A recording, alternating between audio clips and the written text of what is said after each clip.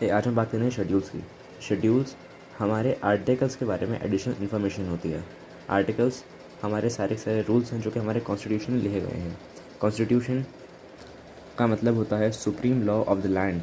हमारा पास total 12 schedules हैं। इसमें से पहला शेड्यूल बोलता है और डिफ़ाइन करता है सारे के सारे स्टेट्स, यूनियन टेरिटरीज़ और उनके जुरिडिक्शन को। साथ ही अगर उनमें कोई चेंज आए, उनकी बॉर्डर्स में कोई चेंज आए या फिर वो अपना कोई रूल सेट करें या फिर कुछ नाम वगैरह में चेंज करना चाहें तो ये सब फर्स्ट शेड्यूल के तहत होगा।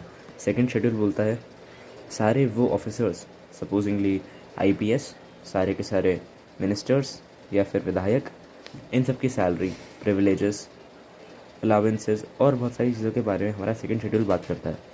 इसमें कुछ इंपॉर्टेंट लोग आते हैं जैसे स्पीकर, उनके deputy speaker, governors of states, president of India, chairman and deputy chairman of Rajya Sabha and Lok Sabha, जज of supreme court and high court, speaker of and deputy speakers of state legislature, chairman and deputy chairman of council of states, CAG, comptroller and auditor general of India.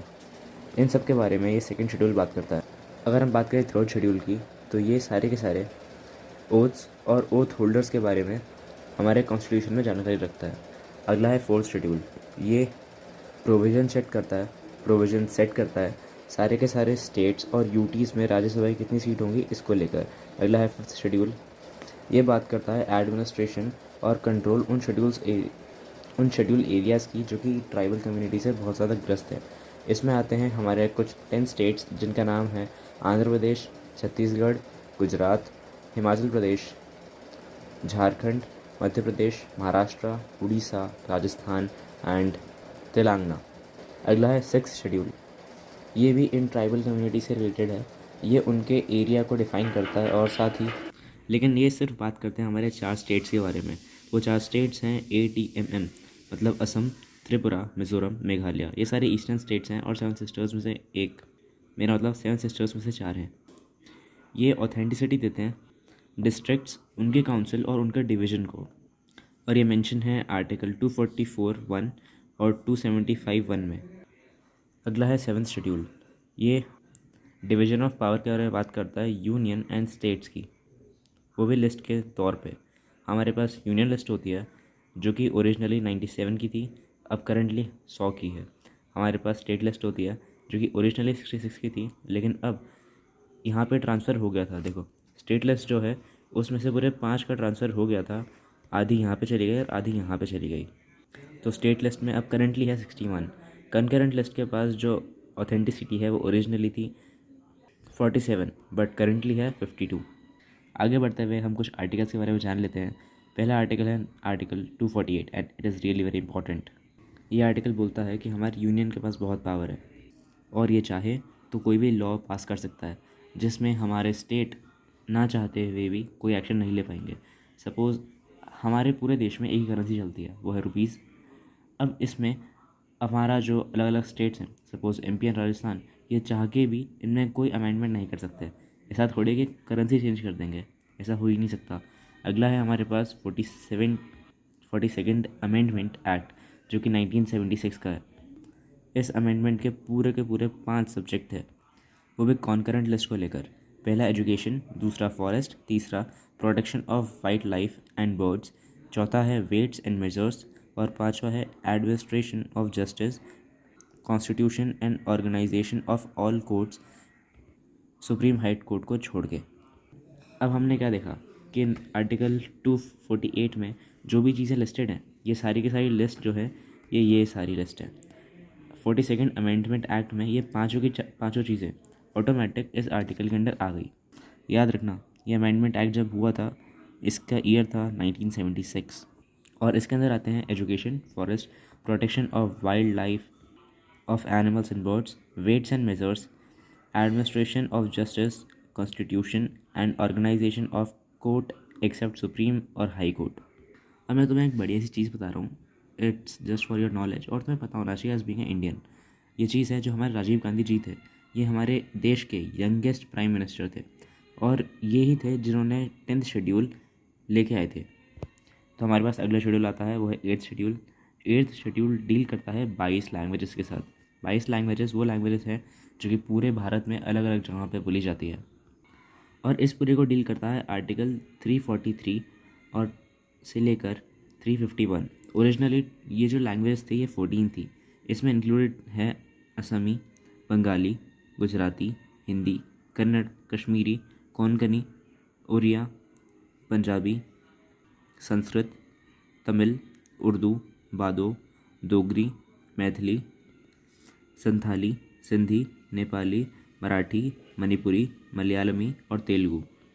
अब कुछ जो language हैं वो अलग से add करी हुई हैं इस अमेंडमेंट के द्वारा। वो अमेंडमेंट थी 1967 की। ये अमेंडमेंट 21st अमेंडमेंट थी और इसमें सिंधी ऐड और हो गई, और फिर कोंकण, मणिपुरी और नेपाल भी ऐड हो गए 71st अमेंडमेंट एक्ट के द्वारा, जो कि 1992 में हुआ था। बोडो, डोगरी, मैथिली और संथली 92nd अमेंडमेंट के तहत ऐड हो गई थी, जो कि आया था 2003 में। अब 6 लैंग्वेजेस क्लासिकल कहलाती हैं इनमें से, जिनमें से तमिल, संस्कृत, कन्नड़, तेलुगु, मलयालम और उड़ियाई है। देखो भाई, तमिल जो है वो 2004 की एडेड है, संस्कृत जो है 2005 की है, जो कन्नड़ है वो 2008 की है, जो तेलुगु है वो भी 2008 की है, मलयालम 2013 की, और जो उड़ीसा में बोली जाती है वो ऐड हुई थी 2014 में। The next schedule is 9th schedule. हाँ, वैसे इन सब को जानने से पहले एक चीज़ याद रखना, हमारे कॉन्स्टिट्यूशन में टोटल सबसे पहले जितने शेड्यूल्स थे उनके नंबर तुझे याद होने चाहिए, और अब जो टोटल नंबर ऑफ़ शेड्यूल्स हैं वो भी तुम्हें याद होने चाहिए। 9th शेड्यूल हमारे जो ज़मींदारी सिस्टम था उसको पूरी तरीके से अबॉलिश कर देता है, हटा देता है। ये फर्स्ट अमेंडमेंट था 1951 का, जिसके द्वारा हमारे पास 8 से भी ज़्यादा शेड्यूल आ पाए। नहीं तो पहले हमारे पास सिर्फ 8 शेड्यूल ही थे, but now at the present time we are having total 12 of schedules. अगला है हमारे पास 10th शेड्यूल। ये 52nd अमेंडमेंट एक्ट के द्वारा जोड़ा गया था, जो कि 1985 में हुई थी। ये जो शेड्यूल है ये पॉलिटिक्स, जो एक्चुअली पॉलिटिक्स होती है उससे रिलेटेड है। अगर कोई बंदा किसी पार्टी से जीत जाता है तो वो जीतने के बाद उस पार्टी को चेंज नहीं कर सकता, ऐसा ये शेड्यूल बोलता है। अगला है 11th शेड्यूल। इसको ऐड किया गया था 73rd अमेंडमेंट एक्ट के द्वारा, जो कि 1992 में हुआ था। ये पंचायत की अथॉरिटी, पावर्स, रिस्पॉन्सिबिलिटी और उनके सारे कार्यकाल को डिफाइन करता है। इस अकेले शेड्यूल में टोटल 92 मैटर्स हैं। अगला शेड्यूल आता है हमारे पास 12th शेड्यूल। इसको ऐड किया था 74th अमेंडमेंट एक्ट के द्वारा, जो कि 1992 में हुई थी। और अब पिछले शेड्यूल में यानी कि 11th शेड्यूल में हमने देखा था कि इस शेड्यूल ने पूरी बात करी थी पंचायत के बारे में। तो ये 12th शेड्यूल हमारे शहरों के बारे में बात करता है, यानी कि म्यूनसिपैलिटी के बारे में, उनकी रिस्पॉन्सिबिलिटीज़, पावर्स, उनके ऑथेंटिसिटी, उनकी अथॉरिटी, उनके अलाउंसेस, सब के बारे में यही बात करता है।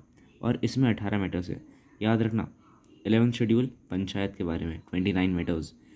12th शेड्यूल हमारा म्यूनसिपैलिटी के बारे में है, इसमें 18 मैटर्स हैं।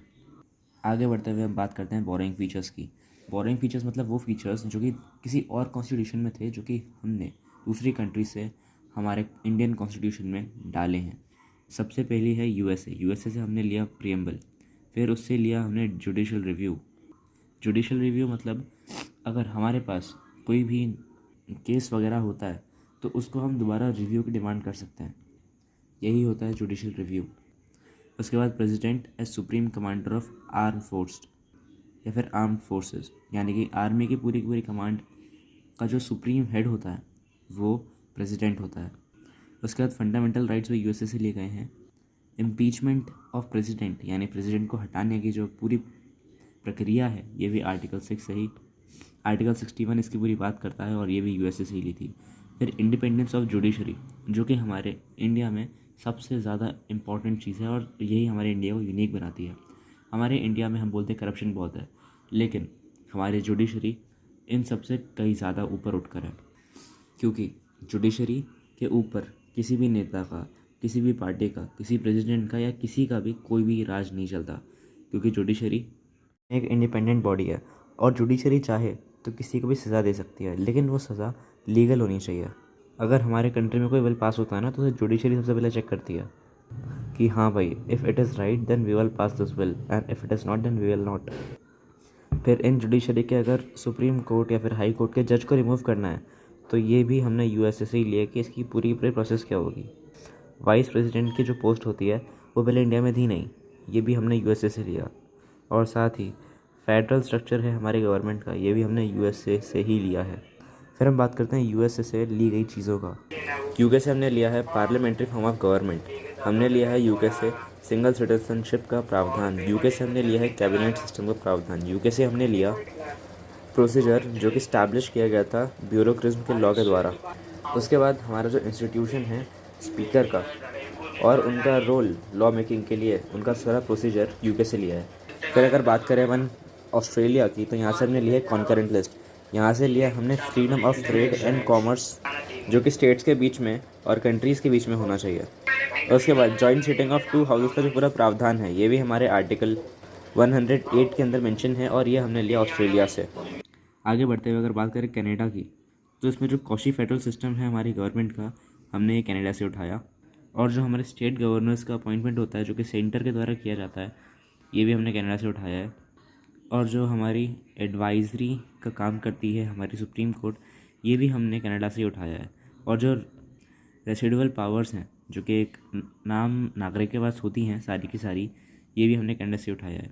अगर हम बात करें आयरलैंड के, तो यहाँ से हमने ज़्यादा कुछ उठाया नहीं है, लेकिन फिर भी जो 2 चीज़ें या फिर 3 चीज़ें उठाई हैं उनमें से एक है प्रेसिडेंट के इलेक्शन का मेथड, दूसरा है राज्यसभा के मेंबर्स का नॉमिनेशन, और तीसरा है प्रिंसिपल ऑफ स्टेट पॉलिसीज़ का डायरेक्टिव। अगर हम यूएसएसआर रशिया, जो कि इंडिया के बाद अगर कोई मेरी फेवरेट कंट्री हो सकती है तो रशिया ही हो सकती है, हाँ, तो यूएसएसआर रशिया से अगर हमने कुछ उठाया है तो वो है फंडामेंटल ड्यूटीज़ जो कि 51A में मेंशन्ड है हमारे आर्टिकल 51A, याद रखना। अगला है idea of justice, social, economical and political. हमारे पास जो स्टेबिलिटी है, जो इक्वालिटी है पूरे के पूरे कंट्री में, वो इससे ही उठाई है। इसमें साथ ही प्लानिंग कमीशन भी यूएसएस से ही उठाया है, यानी कि यूएसएसआर, दैट इज़ रशिया। एक चीज़ जो तुम याद रख लो, याद रखने की बात यह है कि यूएसए का जो कॉन्स्टिट्यूशन है वो सबसे छोटा रिटर्न कॉन्स्टिट्यूशन है, इसमें ओनली 7 आर्टिकल्स हैं। सबसे छोटा रिटर्न आर्टिकल होने का मतलब, रिटर्न कॉन्स्टिट्यूशन होने का मतलब ये नहीं कि उनका कॉन्स्टिट्यूशन रिटर्न फॉर्म में नहीं है। इसका मतलब ये है कि उनका कॉन्स्टिट्यूशन अगर अरेंजमेंट की बात करें तो सिर्फ 7 आर्टिकल्स हैं जो कि अरेंजमेंट में है, बाकी सारे बड़े ही अव्यवस्थित रूप से जमे हुए हैं या फिर फैले हुए हैं। And for your additional knowledge I would like to tell you that Sachin Tendulkar is also part of Rajya Sabha. Jaya Bachchan भी राज्यसभा के पार्ट हैं। और एक भगौड़े भैया जो हमारे देश को छोड़ के भाग गए, बच्चों यानी लोगों का पैसा लूट के भाग गए, विजय माल्या साहब, ये भी हमारे देश का हिस्सा हैं और ये राज्यसभा के मेंबर रह चुके हैं। फिर बात करते हैं साउथ अफ्रीका से। हमने उठाया प्रोसीजर ऑफ अमेंडमेंट, ये आर्टिकल 368 में मेंशन्ड है। फिर हमने उठाया यहाँ से election of member of Rajya Sabha का प्रावधान। जर्मनी की बात करते हैं, जर्मनी भी एक बहुत प्यारा देश है। यहाँ पर जो भी पावर्स हैं यूनियन के पास, जो भी वो एंजॉय करते हैं बैठ के आराम से, ये सारी जर्मनी से उठाई गई हैं। और इमरजेंसी के टाइम पे जो फंडामेंटल राइट्स को, सारे के सारे फंडामेंटल राइट्स को जो विड्रॉल कर लेती है गवर्नमेंट, ये भी जर्मनी से उठाया गया है। अगला है जापान, यहाँ से हमने उठाया सुप्रीम कोर्ट के फंक्शन का law. The next is government of Indo act 1935।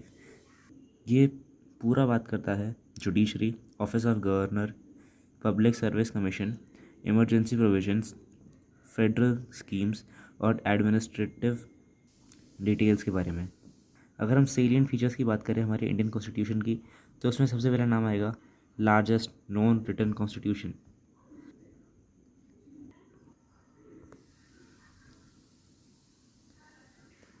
हमारे कॉन्स्टिट्यूशन ने अलग अलग संविधानों से भी बहुत सारी चीज़ें ली हैं, तो इसमें मेजॉरिटी ऑफ कॉन्स्टिट्यूशन कवर हो जाते हैं। अगर हम बात करें गवर्नमेंट ऑफ इंडिया एक्ट 1935 की, एक चीज़ जो हम सबको याद रखनी चाहिए, डॉक्टर बी आर अम्बेडकर ने हमारे कॉन्स्टिट्यूशन को बोला था कि ये रैंसैकनिंग है पूरे दुनिया के कॉन्स्टिट्यूशंस का, मतलब ये पूरी दुनिया के कॉन्स्टिट्यूशन का निचोड़ है। और सर आइवर जेनिंग्स ने कहा था कि इंडिया का कॉन्स्टिट्यूशन पावर्स पैराडाइज है। अगला है parliamentary form of government, Lok Sabha, Rajya Sabha और प्रेसिडेंट, ये इसका फॉर्मेट है। ये लोग जब भी कोई लॉ बनाते हैं तो ये इसी फॉर्म में काम करते हैं। सबसे पहले जो लॉ आया है वो आएगा लोकसभा में, फिर राज्यसभा में, फिर प्रेसिडेंट के पास। हमारे पास नॉमिनल प्रेसिडेंट का प्रावधान है और रियल पीएम का भी है। हमारे पास प्रावधान है मेजॉरिटी पार्टी के रूलिंग का। फिर हमारे पास प्रावधान है पीएम की लीडरशिप का, चीफ मिनिस्टर्स का। साथ ही डिसोल्यूशन ऑफ लोअर हाउस जो कि लोकसभा और असेंबली होती है, इनका सारा का सारा प्रावधान हमारे भारत का एक बहुत ज़्यादा सीलियंट फीचर है, क्योंकि ये और देशों में नहीं होता। अगर हम बात करें हमारे नॉर्मल सिटीजन्स के बारे में, तो हमारे पास यूनिवर्सल एडल्ट फ्रेंचाइजी है, जो कि 61st कॉन्स्टिट्यूशनल अमेंडमेंट के द्वारा हमारे संविधान में जोड़ी गई थी, जो कि हुआ था 1988 को। और ये रिड्यूस हो गया था 21 से 18 ईयर्स पे, जो कि वोटिंग एज है, और इसको रिड्यूस किया था 1989 में, ठीक 1 साल बाद। उसके बाद हमारा जो गवर्नमेंट है वो 3 टियर फॉर्म ऑफ गवर्नमेंट है, जिसमें लोकसभा, राज्यसभा और उसके बाद लोकल लेवल आता है। इसका मतलब है पहले सेंटर, फिर स्टेट और फिर local level. 73rd amendment act जो कि CAA था, कॉन्स्टिट्यूशनल अमेंडमेंट एक्ट 1992 में, इसका जो पार्ट 11 है, 11 शेड्यूल ऑफ पंचायत, ये जोड़ा गया। 74th amendment act, constitutional amendment act CAA 1992 part 11, इसमें हमने पहले ही देख लिया कि म्यूनसिपैलिटी को जोड़ा गया। पार्ट 40 जो कि विलेज पंचायत ऑर्गेनाइजेशन के बारे में बात करता है। इंडिपेंडेंट जुडिशरी सिस्टम जो कि हमारे इंडिया को बहुत ही ज़्यादा इम्पॉर्टेंट और बहुत ज़्यादा अलग कंट्री बना देता है। इसमें सबसे नीचे आता है सबऑर्डिनेट कोर्ट्स, फिर डिस्ट्रिक्ट कोर्ट्स, फिर हाई कोर्ट और फिर सुप्रीम कोर्ट्स। फिर हमारे पास आता है कलिंगम सिस्टम, जिसमें चीफ जस्टिस ऑफ इंडिया और सीनियर मोस्ट जजेस ये डिसीजन लेते हैं सारे के सारे जजेस के बारे में। साथ ही हमारे पूरी कंट्री में जज को जो रिमूवल की प्रोसेस है वो सबसे ज़्यादा डिफ़िकल्ट प्रोसेस है। साथ ही हमारी कंट्री में जज अगर रिटायर हो चुका है तो उसके बाद वो प्रैक्टिस नहीं कर सकता, मतलब वो दोबारा किसी भी कोर्ट का जज नहीं बन सकता।